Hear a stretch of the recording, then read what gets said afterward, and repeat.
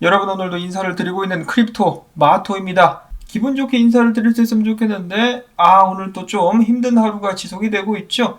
자, 일단 오늘 대표적인 비둘기파로 알려졌었던 세인트루이스의 연준 이사가 연준이 빠르면 금리 인상을 2022년에 시작할 예정이다라고 이야기를 하게 되면서 어제 올랐었던 달러 계속해서 폭등을 이어가고 있습니다. 92.34포인트로 강하게 올라가지고 있고요. 미국 증시는 반등하려다가 저 발언과 함께 녹아버린 그런 상황입니다. 비트코인 역시 저 비둘기 녀석의 발언을 피해갈 수가 없었는데요. 36,000선이 깨졌습니다. 그래서 35,758달러까지 떨어지고 있는 상황. 금리 인상 이야기가 나왔다 할지라도 지금 돈 푸는 것은 멈추지 않고 있으며 다음 달부터 미국 같은 경우는 아동복지 수당도 나가게 되는데, 그리고 또한 바이든 대통령과 제닛 옐런 재무장관 같은 경우도 어마어마하게 많은 예산을 추가적으로 요구하고 있는 가운데 비트코인이 약세를 맞이하고 있다. 과연 가격이 어디까지 떨어질지는 모르겠습니다만 어떤 사람들은 2만 달러 아래까지 보기도 하는데, 비트코인 가격이 크게 떨어지게 된다면 그건 절호의 매수 찬스가 될 수 있지 않을까라고 저는 예상을 해보고 있습니다. 자, 그러면 이어서 오늘 소식들로 또 바로 들어가 보도록 하겠는데요.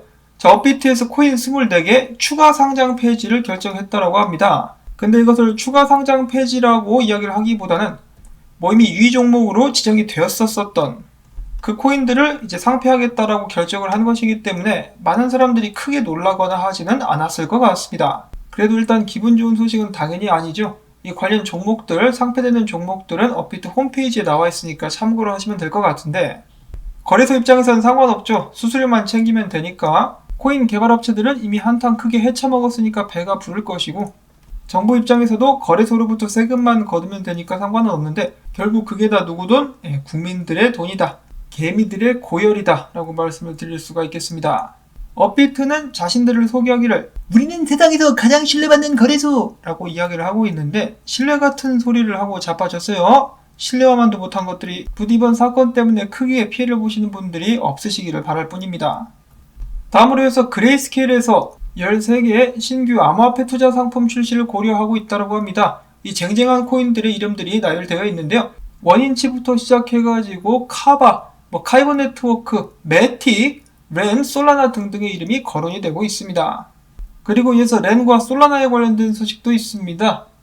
렌 버추얼 머신이 솔라나를 통합시켰다라고 하네요. 그래서 렌과 솔라나 쪽에 이 블록체인 간의 크로스 체인을 위한 것으로 제가 생각을 해볼 수가 있겠죠. 자, 그 다음에 엔진 코인 관련된 소식이 있습니다. NFT 요소를 도입한 엔진을 기반으로 한 FPS 게임이 올 여름 출시가 될 예정이라고 합니다.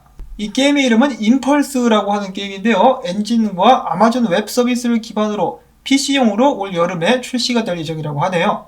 특히 이 게임에서는 캐릭터의 외모 변경 시스템에 NFT 기술을 도입하게 될 것이라고 합니다. 다음으로 해서 또 다른 헤지펀드 억만장자가 암호화폐를 옹호하는 발언을 했습니다. 그의 이름은 스티븐 코헨. 스티븐 코헨은 자산운용사 포인트72이자 뉴욕 매츠 구단의 구단주인데요. 어마어마하죠. 그는 최근에 밝히기를 나는 최근에 암호화폐를 완전히 전환했다. 이 말인즉슨 암호화폐 쪽으로 투자를 굳혔다라고 해석을 해볼 수가 있겠는데, 그는 덧붙이기를 비트코인이 언제 오를지는 아무도 모르기 때문에 현재 비트코인 가격에 크게 신경 쓰지는 않는다라고 이야기를 하면서, 최근 암호화폐 시장이 좀 커지긴 했지만은 아직도 이른 시기다. 다른 사람들은 이를 어리석게 볼지 모르겠지만은 나는 이 게임에서 수익을 얻을 것이다 라는 식으로 발언을 했다라고 하네요. 더욱더 많은 거물들이 암호화폐에 관련된 옹호 발언을 하고 있는 상황. 그 반면에 이런 기사도 나와가지고 한번 들고봤는데요. 유명 헤지펀드인 스웨덴 볼트 캐피탈의 투자 AI가 비트코인에 투자하지 않겠다라고 밝혔다라고 합니다. 그것에 대한 이유로 위기 때 시장이 회귀하는 펀더멘탈이 비트코인에는 없다. 규제받는 시장 거래를 선호하지 비트코인은 규제가 불안전하다. 비트코인이 합리적인 분석의 영역에서 벗어나 있어가지고 나는 비트코인 투자를 하지 않겠다라고 AI가 자신의 의견을 밝혔다라고 합니다. 아니, 어디서 건방지게 AI 따위가 비트코인을 도네? 그 AI 교육 똑바로 안 시켜? 농담이고요. 소식으로서만 들어주시면 되겠습니다. 자, 그 다음으로 넘어가서 영국 금융감독청이 최근에 영국 성인들을 대상으로 조사를 한 결과 무려 230만 명이 평균 300파운드가량의 암호화폐에 투자를 하고 있는 것으로 나타났습니다. 특히 암호화폐에 투자를 한 사람 중에 70% 이상은 비트코인을 갖고 있다라고 답변을 했다라고 하는데요. 영국인들의 비트코인 선호가 갈수록 강화되고 있는 것을 알 수 있었다라고 코인텔레그래프에서는 평을 하고 있습니다. 자, 상황이 이러니까 당연히 영국 중앙은행에서 계속해서 발작을 일으키면서 입에 거품을 물고 있는 것이겠죠. 그런 식으로 반대를 하면서도 뒤로는 지들도 따로 사고 있지 않을까 하는 생각이 듭니다. 옆에서 돈 찍는 거 구경만 하는 우리들도 이거 좀 위험한 거 아니라는 생각이 드는데 직접 찍는 지네들은 더 잘 알겠죠. 다음으로 이어서 비트코인 관련 소식들로 넘어가 보도록 하겠습니다. 최근에 세계은행이 엘살바도르의 비트코인 기술 지원을 거부하면서 다시 한번 논란이 됐었는데요.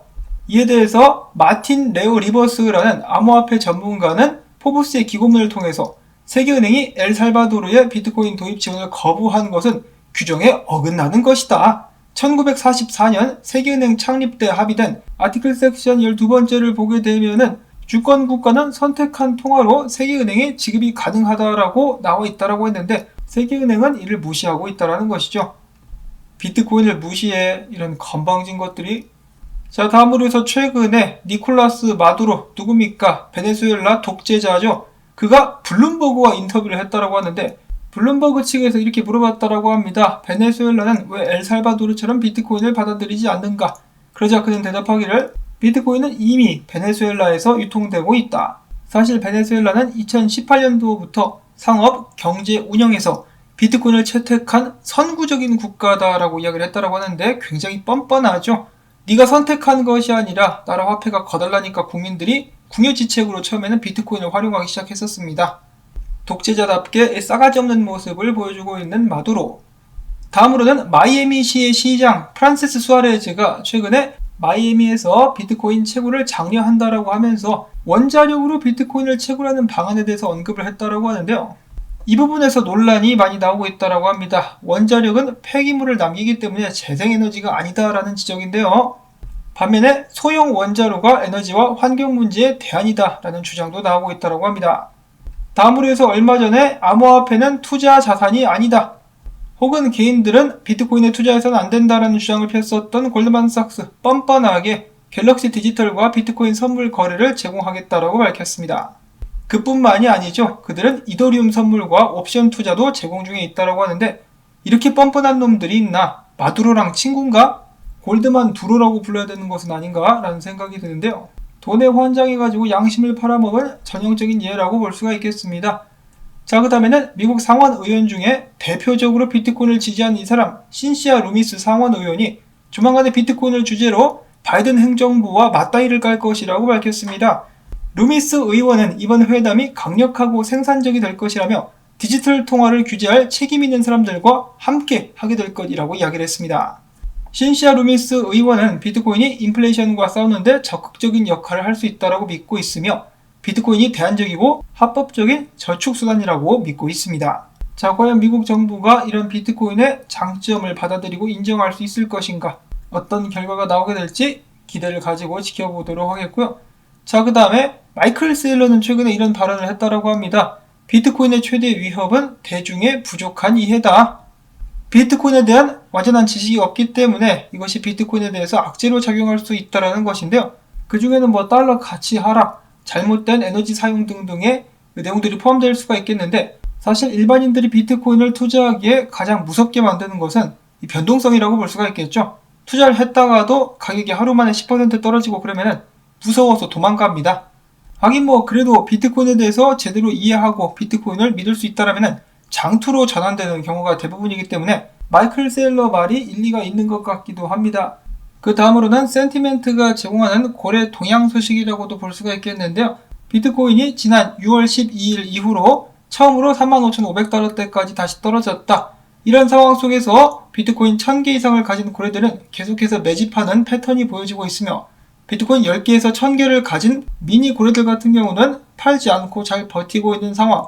반면에 이 적은 비트코인을 가진 주도수들 같은 경우는 계속해서 하락하고 있다는 것인데 개미들이 계속해서 비트코인을 던지면은 그 비트코인들이 고래들의 아가리로 들어가고 있다라고 볼 수가 있겠습니다. 어제도 이런 비슷한 소식이 나왔었죠. 자, 그런데 고래들이 지금 축적을 시작했다라고 해서 바로 가격 상승이 오는 것은 아니라고 하죠.